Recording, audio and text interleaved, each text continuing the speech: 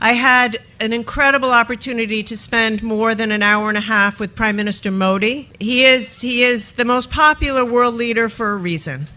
He is unbelievable, visionary. मैंने तो अब रिक्वेस्ट करनी शुरू कर दी है मोदी साहब को, खुदा का नाम है पैसे दें, रिलेशनशिप ठीक करें, पाकिस्तान को पैसे दें और अपने रिलेशनशिप ठीक करें. And his level of commitment to the people of India is just indescribable and deep and passionate and real and authentic. India is playing the kingmaker.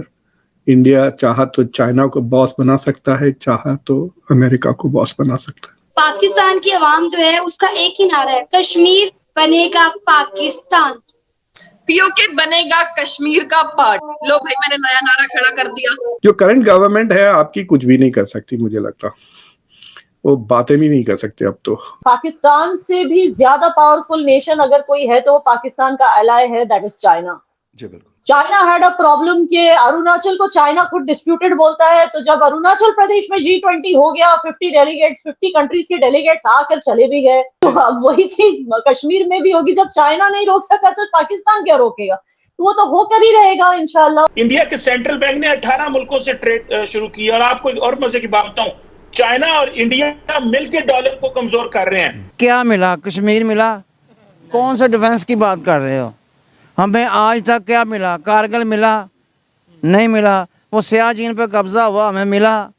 कौन से डिफेंस की बात कर रहे हो? याना बेबी, प्रोपेगेंडा में पूरी दुनिया. No, please don't call me baby. Please behave yourself. Don't call me baby. Thank you. No. बीबी मैंने कहा है, not baby.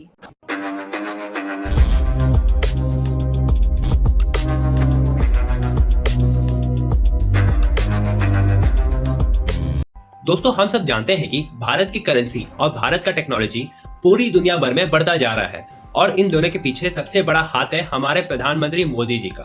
तो दोस्तों, अब रिसेंटली अमेरिका के डेप्यूटी कॉमर्स सेक्रेटरी भारत आई हुई है, और उन्होंने हमारे प्रधानमंत्री मोदी से मुलाकात की है, जिसके बाद से वे मोदी जी की तारीफ करने से खुद को नहीं रोक पा रही है. उनका कहना है कि मोदी जी दुनिया का सबसे पॉपुलर लीडर है, और मोदी जी एक विजनरी लीडर है जो अपने देश की जनता को पूरी दुनिया भर में अपना वर्चस्व कायम करने के लिए प्रेरित करते हैं. इसके बाद उन्होंने ये भी कहा है कि मोदी जी एक टेक लविंग पर्सन है, जिन्हें इस बात की समझ है कि आने वाले समय में टेक्नोलॉजी के जरिए ही एक देश दुनिया भर में राज कर सकती है. और मोदी जी को टेक्नोलॉजी के बारे में काफी अच्छी समझ है, खास करके वीडियो एक्सेस टेक्नोलॉजी और AI में. और साथ में US सेक्रेटरी से बात करते हुए मोदी जी ने यह भी कहा है कि आने वाले समय में AI का मतलब होगा अमेरिका इंडिया टेक्नोलॉजीज. तो चलिए दोस्तों, इसी पर आगे पाकिस्तानी मीडिया का रिएक्शन देखते हैं. अतीक अहमद का जो इंसिडेंट हुआ है और उसके भाई का, उसके ऊपर भी मैं ये एक बात सुन रहा हूँ कि या शायद ये जो पुलवामा के ऊपर जिस तरीके वायर ने इंटरव्यू किया है आप लोगों के साबिक गवर्नर को, फॉर्मर गवर्नर को, तो कहते हैं कि उसको थोड़ा सा डिफ्यूज करने के लिए सारा कुछ हुआ है. इज इट ट्रू या इसके पीछे कोई और है? अगर सिक्योरिटी रीजन भी है तो इतना मतलब इतने हाई फाई अगर वो थे क्रिमिनल्स थे, तो उनकी सिक्योरिटी तो और ज्यादा इंपॉर्टेंट होती है कि उनको ज्यादा सिक्योर किया जाए. क्यों नहीं हुआ? आतिक और अशरफ की बात जो आपने की, this is a serious topic. Fakhar साहब, आई टेल यू, सूरह अल माइदा वर्स 2 में क्लियर लिखा है, द कुरान टेल्स अस कि अपनी उम्मत को सपोर्ट करो अच्छी चीजों में, लेकिन गलत चीजों में अपनी उम्मत के साथ भी नहीं खड़े होना. अपने फादर मदर किसी के साथ नहीं खड़े होना अगर it is not a righteous thing. जब आप आतिक और अशरफ की बात करते हो, मुझे जयश्री कुशवाहा की याद आती है. Do you know who she is? One of their victims. 12 बीघा जमीन के लिए उस पे जो कब्जा किया आतिक ने, उसके लिए उसके भाई को मारा, उसके हस्बैंड को मारा, उसके जवान बेटे को मारा, और उसके ऊपर 33 टाइम्स अटैक किया. वो फिर भी बच गई बेचारी. और ऐसे बहुत सारे हिंदूज हैं जिनके ऊपर उसने एक्सटॉर्शन किया, उसने ये किया वो किया. उन हिंदूज का मसीहा बन के गया था वो जर्नलिस्ट जिसने उसको वहां पर मारा. आज तक कोई कुछ नहीं कह रहा है, बिकॉज दे नो हमने कुछ कहा तो कहेंगे कि भाई सेक्युलर नहीं है, तो वो भी बेचारे चुप है. But fact of the matter is, Atiq और अशरफ गैंगस्टर्स थे बीएसपी के. They were not regular Muslim citizens. So हर बार किसी ना किसी आप लोग ढूंढते हो किसी ऐसे मुस्लिम क्रिमिनल की story, he is a criminal but he is a Muslim, तो बस उछाल दो कि भाई अच्छा. जो आप लोग बुलडोजिंग की बात करते हो, मुसलमानों के घर गिराए जा रहे हैं. लेट मी टेल यू, हर एक एंक्रोचमेंट, इवन अगर वहां मंदिर भी है तो उसको गिराया जा रहा है, जो भी पब्लिक लैंड को एंक्रोच कर रहा है उसको. लेकिन आप लोग बस हाईलाइट करते हो कि मुसलमानों के घर गिराए जा. तो ऐसे प्रोपेगेंडा हम समझते क्योंकि हम यहाँ रहते हैं, हमें दिखाई देता है.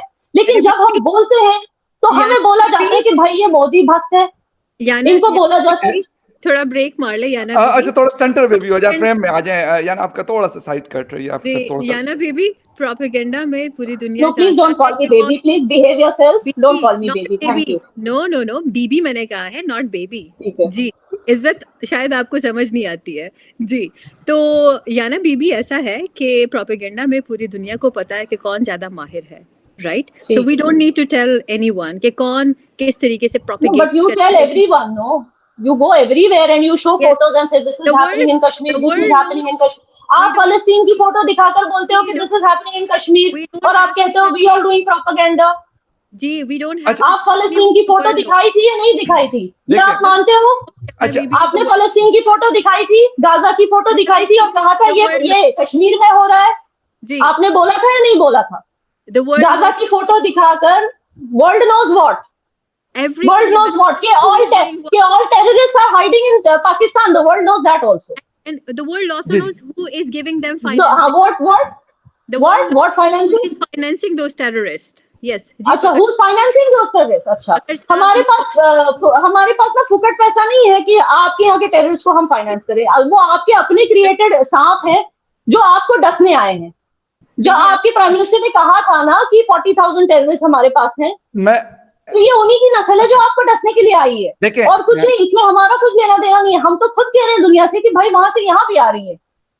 So you have to understand, if you don't want to side with us in dealing with terrorism, at least stop judging us and at least stop creating opinions. क्योंकि आपके पास वो इंस्टॉलमेंट लेने आए होंगे। यस फखर साहब। अच्छा, मैं टाइम बिल्कुल टाइम खत्म है, लेकिन जहां तक बात है याना, कहीं पे भी जुडिशियल किलिंग जो है ना दुनिया के किसी मुल्क में भी, अगर पुलिस वहां पे होती है, ये उसकी रिस्पॉन्सिबिलिटी। मैं कहता हूँ उसको इन्वेस्टिगेट करें। मैं कहता हूँ गैंगस्टर्स थे, बिल्कुल आप उनको फांसी चढ़ाते, जो एक कानून है।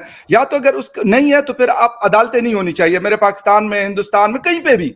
मतलब I'm sorry, but our emotions matter more to us than what not for me. The same thing happened in Hyderabad में। ऐसी चीज एक हुई थी, if you remember, जो एक रेप केस हुआ था दिशा नाम की लड़की का। I think they changed the name later. वहां पर पुलिस ने जो है एनकाउंटर कर दिया था उसका रेपिस्ट का। हाँ, आपको याद होगा, ये 2-3 साल पहले की बात है। बट बिलीव मी, हमारी पब्लिक ने उस पुलिस वाले को सपोर्ट किया। दिस इज आवर इमोशन या, एंड वी वोंट चेंज। जैसे हम आपके यहाँ नहीं रोक सकते जब लोग कोर्ट रूम के अंदर लोगों को मार देते ब्लास्फेमी चार्जेस में। कोर्ट रूम के अंदर हम थोड़ी ना आके बोलते हैं ये कैसे लोग हैं यार, कोर्ट रूम के अंदर मारा जाता है जस्ट बिकॉज उसने कुछ कुरान के बारे में बोल दिया, मजहब के बारे में गलत किया। मैं मानती हूँ, लेकिन उसको कोर्ट रूम के अंदर गोली मार दी गई। हम तो नहीं आके पढ़ते ना आपके मसलों में। Time is over. लेकिन एक चीज है, ना वो सही है ना ये सही है।